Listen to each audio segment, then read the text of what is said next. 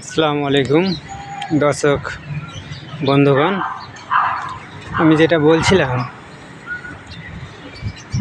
দেখুন, আমাদের জীবনে বাঁচার জন্যে, থাকার জন্যে, খাওয়ার জন্যে, ড্রেস পোশাক পরার জন্যে আমরা কত কষ্ট করি। বিভিন্ন রকমের জায়গায় উঠতে হয়, বিভিন্ন রকমের উঁচু নিচু জায়গায় কাজ করতে হয়। আমরা কত কষ্ট করি, কত পরিশ্রম করি, লোকের গালাগালি খাই, লোকের মারধর খাই, ইত্যাদি নানা রকমের কিছু আমাদের ভোগ করতে হয়। কিন্তু বন্ধুগণ, দেখুন, এত কিছু করার আল্লাহ সুবহানাহু ওয়া তাআলার কাছে কোনো মূল্য নেই, যতক্ষণ না আমরা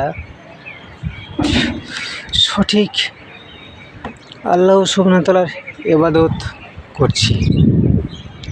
দেখুন, মা বাপ এমন একটা শ্রদ্ধার জিনিস যেটা অন্য কেউ পায় না, অথচ আমরা শ্রদ্ধা যেখানে দেওয়ার কথা সেখানে না দিয়ে আমরা অন্য জায়গায় দিই।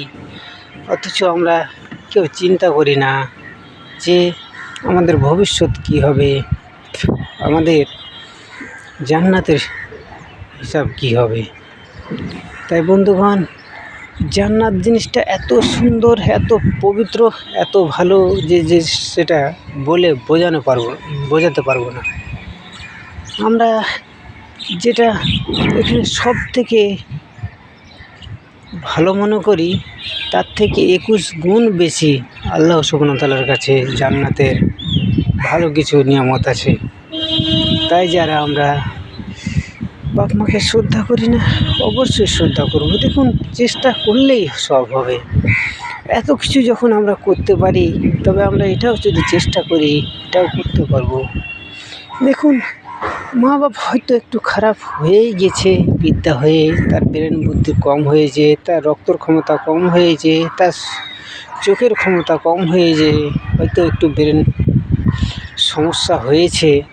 কিন্তু দেখুন, এর থেকেও ক্ষতি আমার আপনার শাশুড়িও হয়তো করেছে, এর থেকে ক্ষতি আপনার আমার শালিও হয়তো করেছে, এর থেকে ক্ষতি আপনার শালাও হয়তো করেছে, এর থেকে ক্ষতি আপনার ছেলেমেয়েরাও হয়তো করেছে।